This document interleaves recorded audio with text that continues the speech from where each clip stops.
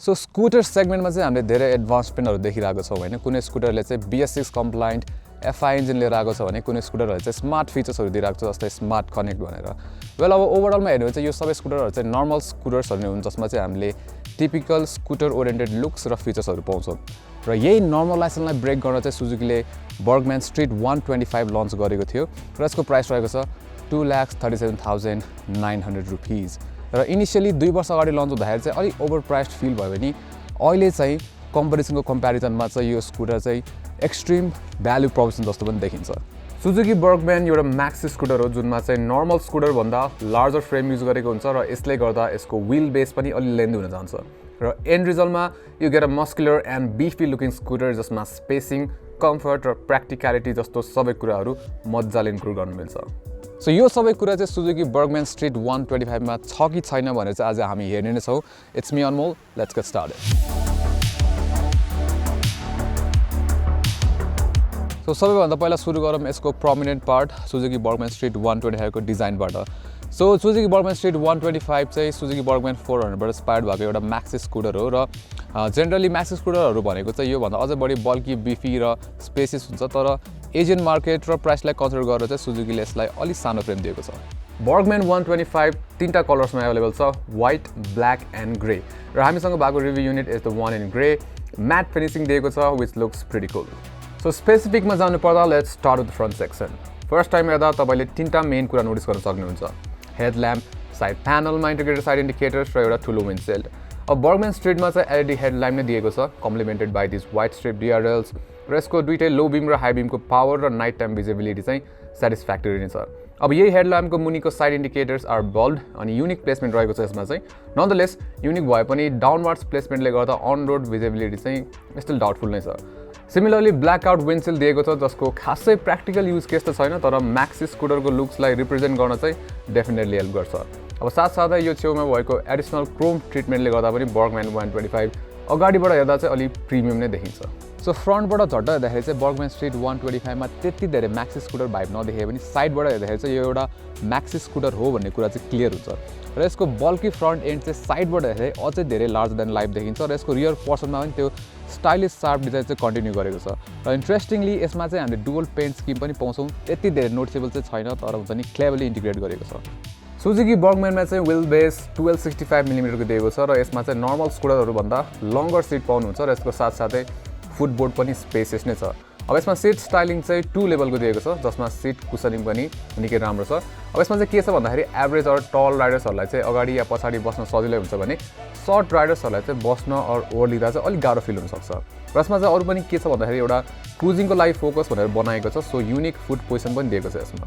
सुजुकीले बर्गम्यानमा practical फिचर्सहरू पनि focus गरेको छ र त्यसलाई ध्यानमा राखेर चाहिँ फ्रन्ट र रियर हुक दिएको छ यसमा with additional glove box storage compartment र cubby box on the front. So glove बक्सभित्र चाहिँ 12 भोल्टको चार्जिङ सकेट दिएको छ, तर यसमा चाहिँ के छ भन्दाखेरि लक चाहिँ गर्न मिल्दैन र चार्जिङ सकेटको सट्टा बरु USB पोर्ट दिएको भए चाहिँ अझै बढी कन्भिनियन्ट हुन्थ्यो। सो बर्गम्यान स्ट्रिट 125 मा चाहिँ हामीले म्यासिभ 21.5 लिटरको अन्डर सिट स्टोरेज पाउँछौँ र वेल धेरै स्कुटरहरू चाहिँ क्लेम गरिरहेको हुन्छ होइन एकदमै म्यासिभ स्पेस, तर यो चाहिँ फर्स्ट 125cc स्कुटर हो हामीले टेस्ट गरेको जसमा चाहिँ फुल साइज हेलमेट चाहिँ मजाले फिट हुन्छ। त्यसपछि यसमा छ 5.6 लिटरको फ्युल ट्याङ्क र कम्प्लेन चाहिँ के छ भन्दाखेरि यसमा फ्युल फिलर चाहिँ इन्टर्नल दिएको छ होइन, एक्सटर्नल फ्युल फिलर भइदिएको भए चाहिँ यसको प्र्याक्टिकल अपिल अझै बढी हुन्थ्यो।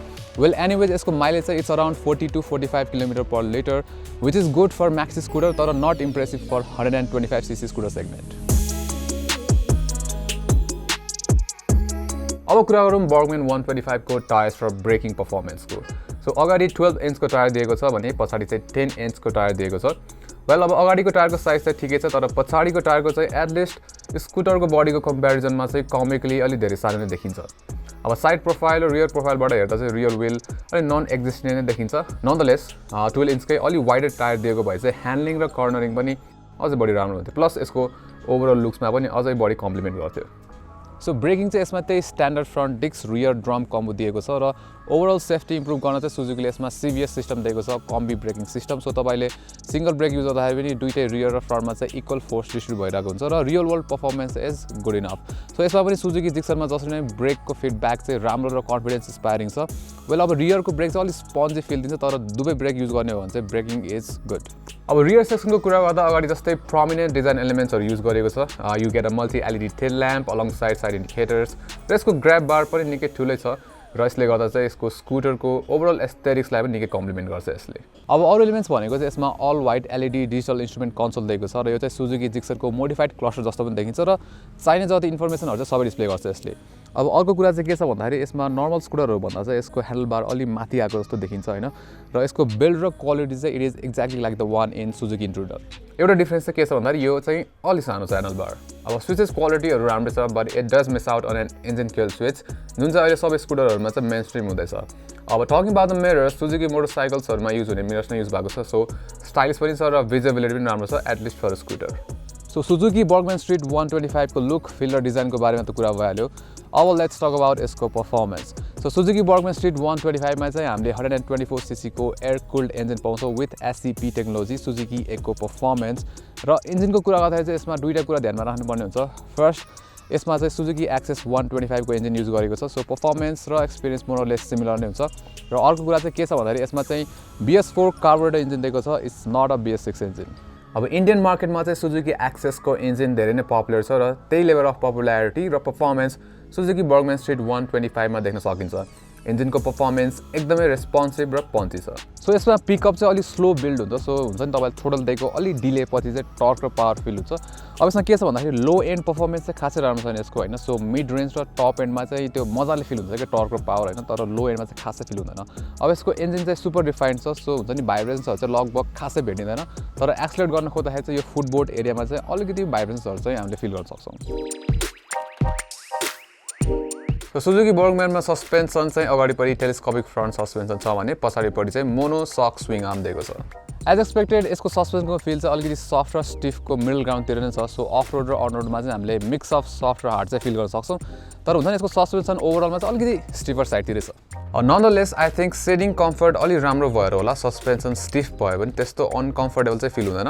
अब द्याट बिङ सेड पछाडिको सस्पेन्सनको ट्राभल अलिक कम नै छ, सो अलिक बम्पी रोडमा चाहिँ जम्पी एक्सपिरियन्स फिल हुन्छ for both front and back Riders.